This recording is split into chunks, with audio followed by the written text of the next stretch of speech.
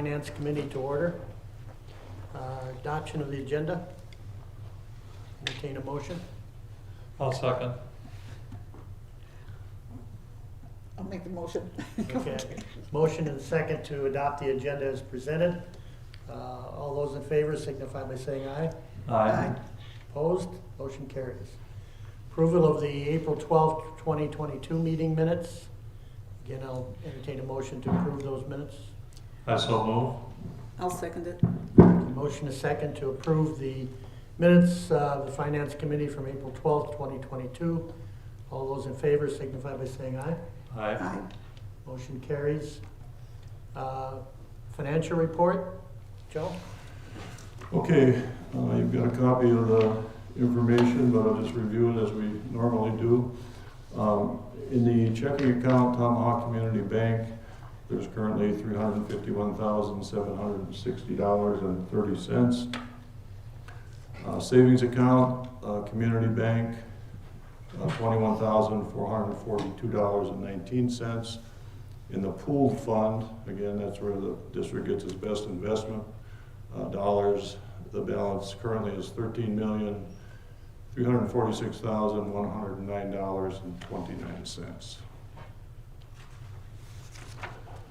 So then if we turn to the next page, it would be the revenues, basically for April of this year.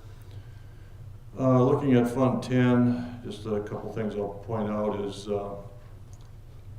first of all, if you look at the year-to-date as compared to 2021, you'll see about a $3 million difference. And again, as we've talked about before, that goes back to the referendum situation for this current year. Basically, that like $3 million fell off the tax roll, so that's pretty much what that shows there. Actually, that $3,417,570 up there, according to Sandy, 3,138,000, a little over that, is actually what's called is receivable. So that's not money that the district actually has on hand at this point, but money that the district will receive in August of this coming year. So that's just a couple things there. If you look at Fund 20,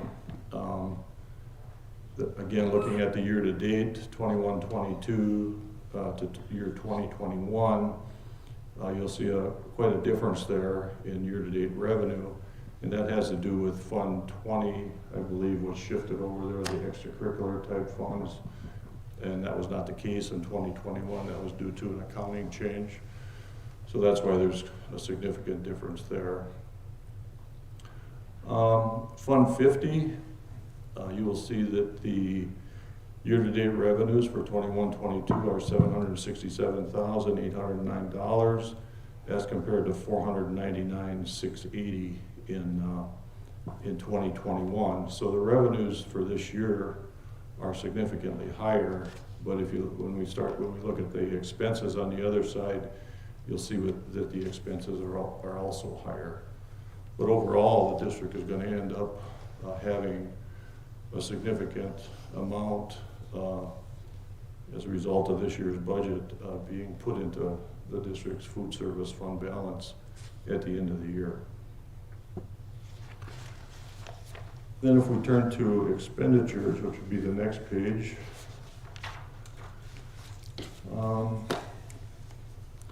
looking at Fund 10, you can see there that it's spent year-to-date 21-22 at this point a little over $10 million, and in 2021 a little over $11 million. The district is going to have money left at the end of this year that could be used for capital projects or whatever the board decides. And there are some major reasons for that. One is that there was a position, a special ed position, that actually has been open all year. Now it has been filled by like a long-term substitute and that sort of thing, but the actual, tried to hire a teacher for that position and was not successful. So that amounts to quite a savings in itself. We've spent less on equipment than originally budgeted, spent less on busing.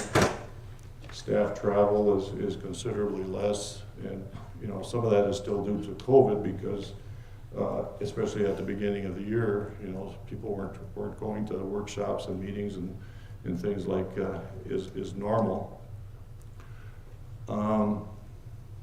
There was an empty custodial position that was not filled until just recently, so that was open throughout the year. And some of that has to do with obviously, just spending less, plus the fact that we kind of really put the brakes on the spending, and not that things weren't needed, they were needed, but we still put the brakes on it because not knowing how the referendum would come out. So I guess the bottom line, what I want to say is that the district, we don't know the exact amount yet, but the district is going to have quite a bit of money left out of this year's budget. But there are needs. There's always roofing needs.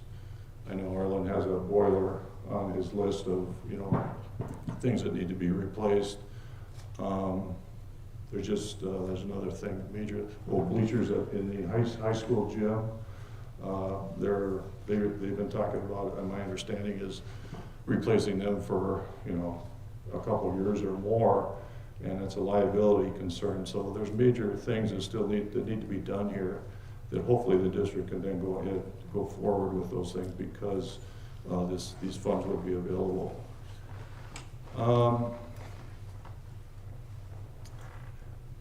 Let me think here.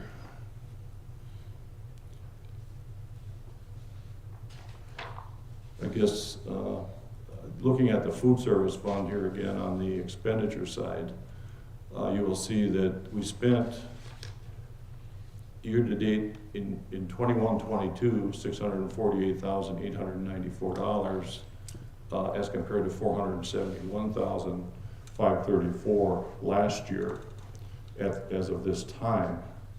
And again, I indicated the revenues are higher, but the expenditures are also higher. And the expenditures are higher because obviously food costs have gone up, plus more students are eating because students aren't paying for lunches this year, which is going to change next year. It's going to go back to where it was originally. So I guess that would pretty much summarize it. Joe, Yes. I have I don't think we want to take the same action we took last time the referendum was approved and use excess funds for something that we have to pay for on a continuing basis. So I'm hesitant to say that we should add staff using that money. I would be more inclined to think it might be wise to use that money on these capital projects because of the fact that that's a one-time expenditure and it does not typically carry over into the future. What are your thoughts around that? Well, those are my thoughts exactly. That once you get into hiring additional staff, I think in this day and age you have to analyze every position, and knowing that you don't know what's going to happen 3 years from now in terms of funding or revenue or a referendum or whatever. When you spend money like on a capital project, it's basically a one-time expense. Right. I mean, you only replace a boiler every maybe 30 years or so, a roof every 20 or 30 years, those sorts of things. So those are one-time expenses when you can either do it or don't do it, depending on your funding. So I agree with you. It's a good way to look at it. The only comment I'd have to that is I think we should still look at staffing. There may be some needs that we absolutely have to have, and not just rule it out totally. No, I don't think you ever rule it out totally because things change. Yeah. I mean, let's use an example like the mental health issue has gotten to be a big thing. Well, maybe the district would find, you need more assistance there. But in some other areas, things shift. So you don't ever not say you're going to add staff, but maybe in some areas you can cut because the need is not there anymore, and then you add somewhere else. Sure. That happens all the time, I would say. Any other questions on the finance report? Okay, review the expenditures from April 13th, 2022 to May 10th, 2022. You should have all had the opportunity to look. If not, there's sheets in front of you, I believe.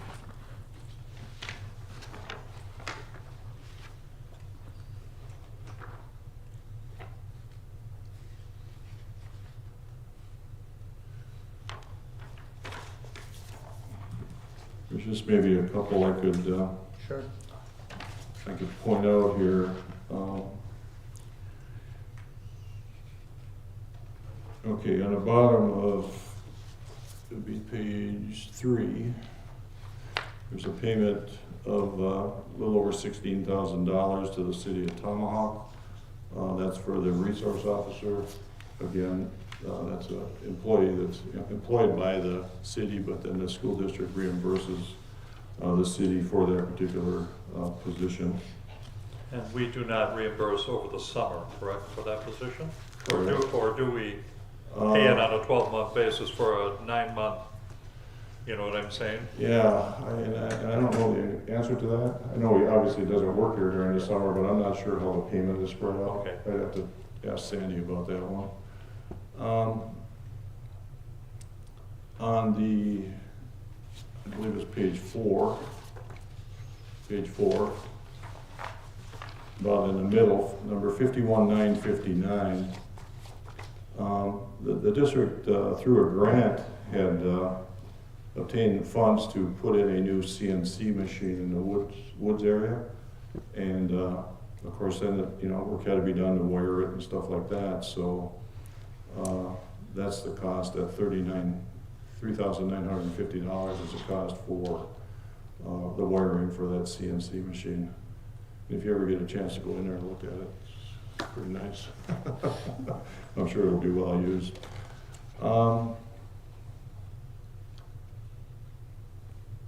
Okay, so then if you look on page 5, 51969, there's money there, $8,680, and the district is going to a new software program. It's called Canvas. And the district had a software program for maybe window, again, it's for learning management, correct. Excuse me. The district was using a program called Haiku, but that's no longer in use as of this year. That's going out of business, so to speak. So then we've made arrangements to replace that with Canvas. And so that's the expenditure for that.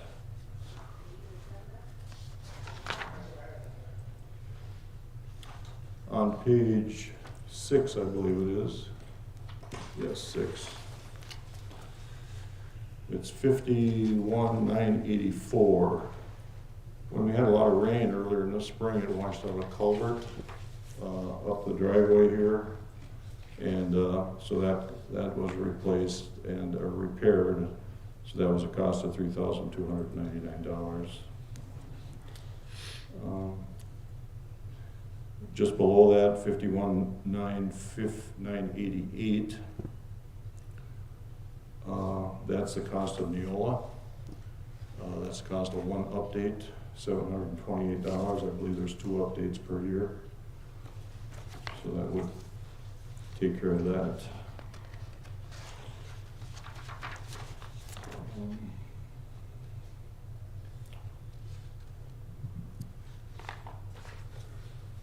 Okay, I mentioned some time ago, and I think this is, I'm gonna get these numbers don't show up very well. Page 8, the bottom, pretty close to the bottom of page 8, it's the third one from the bottom, 52019. Mentioned in a previous board meeting that the district had an assessment done, like a safety assessment. And there was a cost to that of $2,600. So that's what that is for. And we do have a report now, so we will get that report to you and probably, discuss it whenever, maybe certainly at the June meeting. So you'll be getting a copy of that. I guess those are the only ones that I would point out, unless you would have some questions.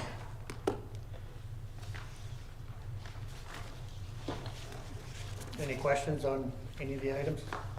Other than the ones Joe mentioned? I have none. Ron. Okay? Nope. Okay, very good. Thank you, Joe. With that, I'll adjourn the meeting. Thank you.